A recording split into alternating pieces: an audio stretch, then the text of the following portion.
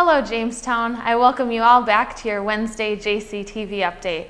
I'm Keely Gross and I hope you are all having a fabulous evening. Thank you for joining us. In Libya, units under Muammar Gaddafi used tanks and rockets to put down rebellious forces in an hour-long conflict yesterday. On Tuesday, rebels tried to overtake Gaddafi's hometown but were hit by rockets as they were 60 miles within the city. A recent meeting in London between world leaders has led to one conclusion: Gaddafi must step down. However, how that is to come about is still being worked out. The gathering included Hillary Rodham Clinton, 40 foreign ministers, United Nations representatives from the Arab League, and the heads of NATO. Negotiations are only in their beginning stages, although many ideas have formed from several powers. Yet nothing has been seriously acted upon and no one plan has been committed to. One action that the U.S. is taking, though, will be sending an envoy to Libya to meet with rebel leaders, according to a senior Obama administration official.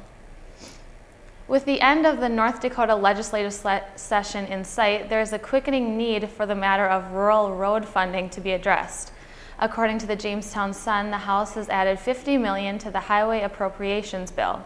However, a recent study conducted by the Upper Great Plains Traffic Committee reveals the need for funding to rural roads that are outside of the oil-producing counties, many which are used for agricultural purposes. Because of this bill, Senator Terry Wanzek proposed a bill that would require more money to be distributed to these types of areas instead. The only problem is that the study was released too late for any immediate action to take place. The budget was formulated just a bit before the study came out. Several representatives would like to see the $50 million benchmark raised, but do not foresee this taking place. In campus news, 3 students will be presenting recitals later on this week. On Friday, Rachel Doubts will be presenting her senior voice recital at 7:30.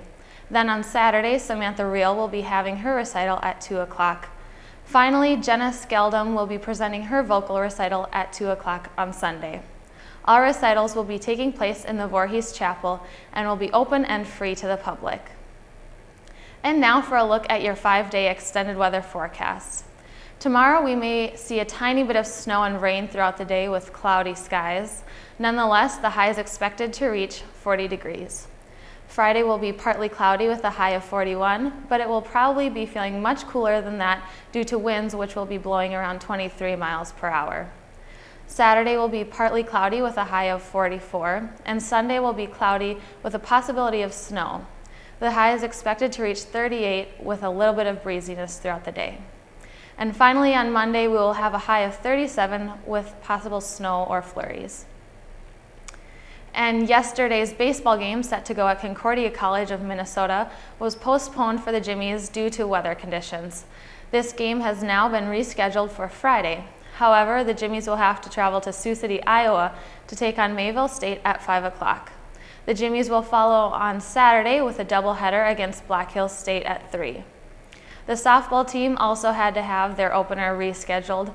It is now set to take place Friday and Saturday. They will be traveling to Spearfish, South Dakota, where the Jimmies will be taking on Black Hills in a doubleheader, which will start at 3 o'clock on Friday and noon on Saturday. The Outdoor Northern Invitational for men and women's track and field, set to go in Aberdeen, South Dakota on Saturday, has been canceled due to poor weather. However, the Jimmies were able to replace this meet with one at Augustana College in Sioux Falls, South Dakota.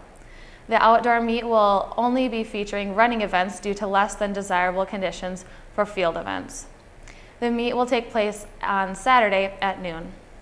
Well, that wraps up all your sports news for today. For all of the highlights, updates, and scores, make sure to check up with us later on in the week.